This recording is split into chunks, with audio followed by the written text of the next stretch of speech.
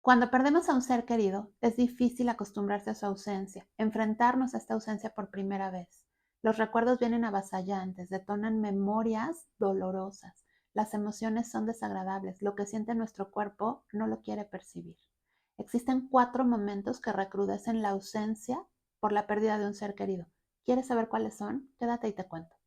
Yo soy Isabel Subiría, psicopedagoga, psicoterapeuta y tanatóloga, y hoy te invito a platicar de un tema tabú, las llamadas reacciones de aniversario.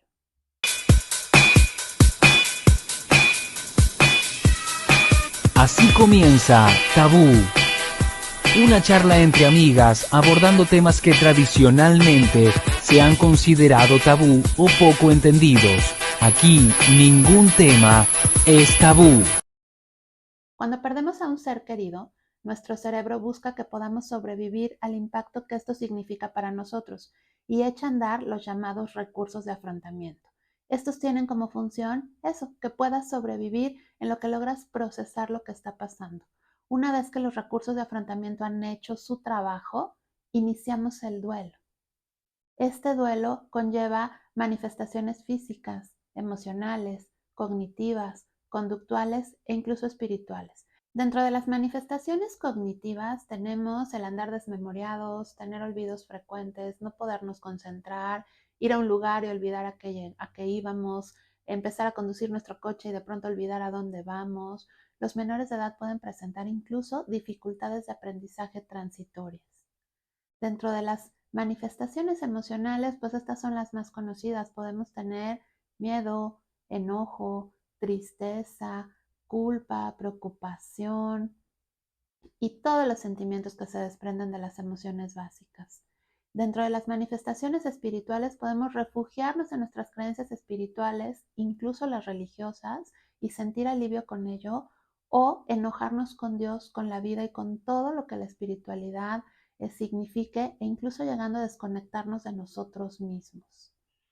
Estas manifestaciones son normales y se van reduciendo gradualmente.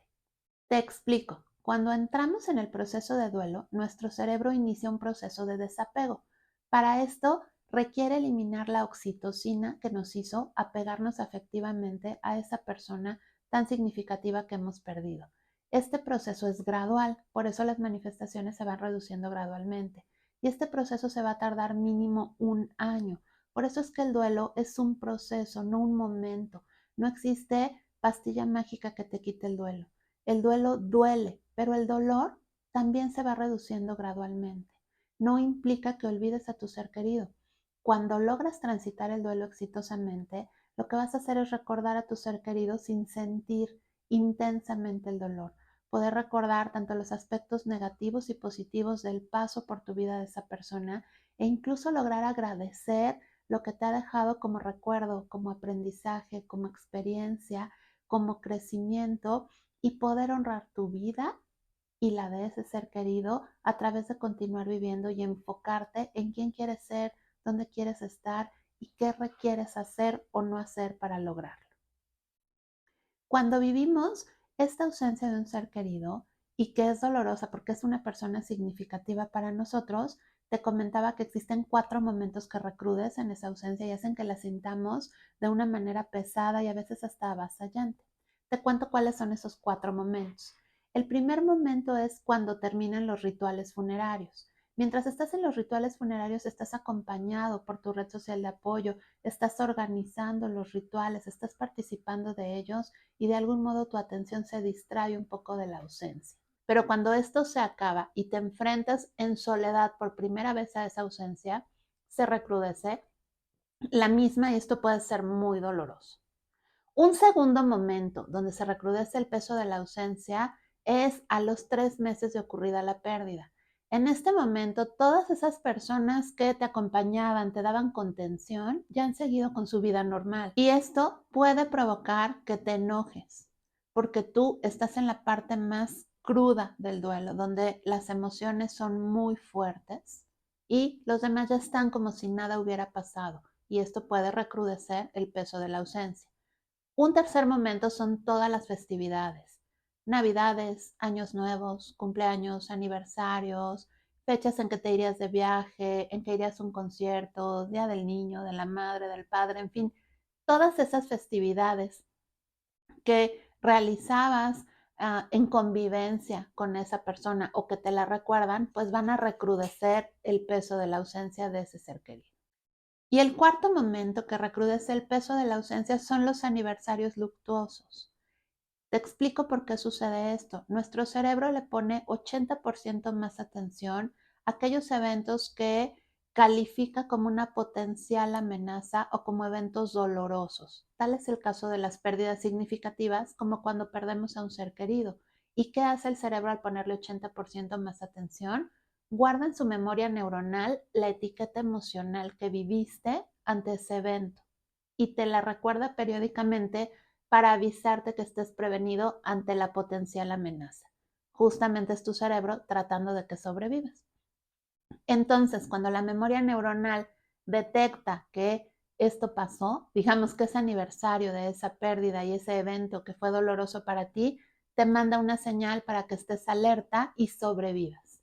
Y entonces, cuando se recrudece el peso de la ausencia, es tu cerebro ayudándote a sobrevivir. ¿Qué sucede en estos 4 momentos?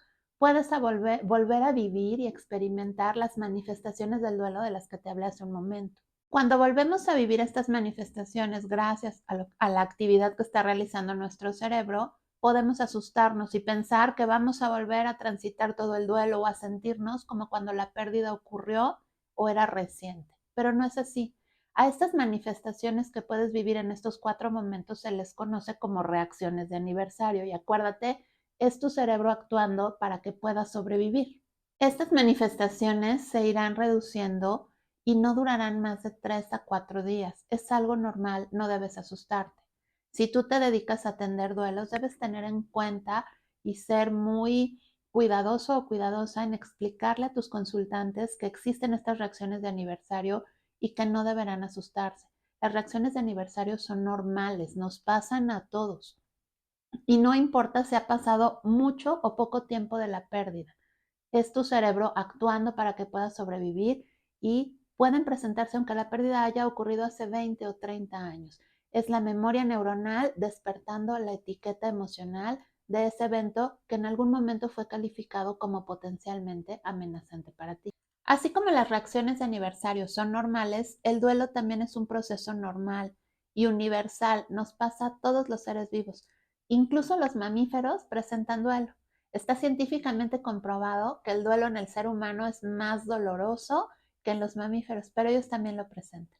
Una pregunta que me hacen con frecuencia es si todas las personas de todas edades pueden presentar reacciones de aniversario y la respuesta es sí. Desde los menores de edad hasta los adultos mayores pueden presentar reacciones de aniversario y también pueden vivir el duelo. Otra pregunta que me hacen con frecuencia es si el duelo de los niños es igual al duelo de los adultos. Y la respuesta es no. Te cuento por qué. El niño se considera una población tanatológicamente vulnerable. ¿Qué significa esto? Que depende siempre del adulto para poder transitar su duelo, para darse cuenta si las manifestaciones se están reduciendo o incluso agravando, para poder obtener la información que dé respuesta a sus inquietudes y preguntas, para favorecer que se puedan expresar emocionalmente. Por lo tanto, es muy importante que siempre haya acompañando al menor un adulto en control de sus emociones, no reprimiéndolas, sino pudiendo controlarlas y mostrándose vulnerable cuando sea necesario, en conocimiento de qué es lo que necesita saber ese menor de acuerdo a la edad que tiene para poder brindarle la información adecuada y evitar así que ellos la busquen en fuentes inadecuadas o fuentes de información falsa y desarrollen teorías que pueden dificultar su transitar por el duelo. El duelo en los niños se vive diferente porque los niños están apenas madurando cognitivamente como parte de su crecimiento y desarrollo y entre más pequeños son, más difícil se les hace comprender situaciones abstractas y la muerte de un ser querido implica cosas muy abstractas. Ellos necesitan que las cosas se les presenten de manera simples, concretas. Por eso, cuando estamos trabajando o acompañando a un niño en un proceso de duelo, es importante implementar técnicas de juego, de dibujo, de situaciones con las que puedan identificarse como los cuentos para favorecer la comprensión de lo que está sucediendo. Los niños también viven este proceso de desapego en su cerebro para eliminar la oxitocina que les ha hecho apegarse efectivamente a ese ser querido que han perdido. Y en ellos también se tarda como mínimo 1 año. No debemos presionar a nuestros niños para que salgan del duelo antes de este tiempo.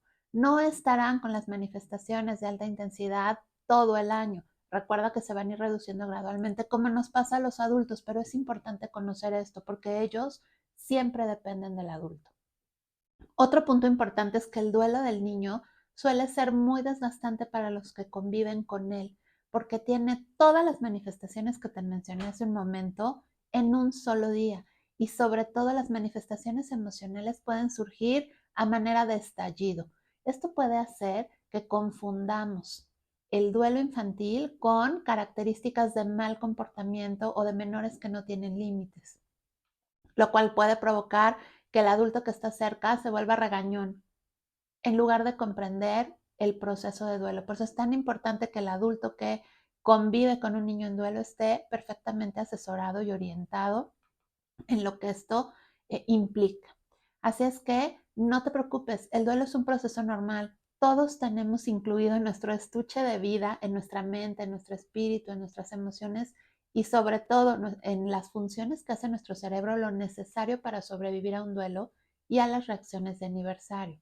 Claro que puede haber duelos que se llegan a complicar, pero no se complican de manera repentina, que un día te acostaste a dormir y despertaste con el duelo complicado.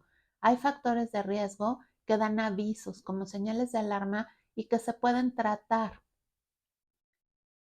y que se pueden reducir a través de factores de protección. Todas las personas que tengan factores de riesgo a la complicación también tienen factores de protección y esto hace que se pueda transitar los duelos porque son un proceso natural que nos presenta la vida para adaptarnos a las nuevas circunstancias. Acuérdate que en la vida todo es cambiante, que está construida de aspectos positivos y negativos y nada es permanente. Y eso es lo valioso de la vida. Eso es lo que hace que no sea aburrida y que necesitemos readaptarnos y reenfocarnos para continuar en ella. Así es que si alguna vez transitando un duelo o tiempo después, aunque hayan pasado muchos años, amaneces bajoneado, triste, con algún malestar físico, con las emociones intensas y no te acuerdas por qué, reflexiona si es el aniversario o una fecha importante con respecto a la pérdida de un ser querido y verás que sí. Y entonces te darás cuenta que esto es un proceso normal y aprenderás algo muy importante, a conocerte más. Eso es una ganancia que nos dejan los duelos y las reacciones de aniversario. Nos permiten mejorar el autoconocimiento de nosotros y con ello nuestro autocuidado. Algo que permiten las reacciones de aniversario es recordar a nuestro ser querido y de esta manera nos seguimos vinculando a través de su recuerdo del amor. Acuérdate que el amor pesa más que el dolor. Yo soy Isabel Subiría, psicopedagoga, psicoterapeuta y tanatóloga, y recuerda que aquí ningún tema es tabú. Te invito a que nos sigas en nuestras redes sociales y te suscribas a nuestro podcast.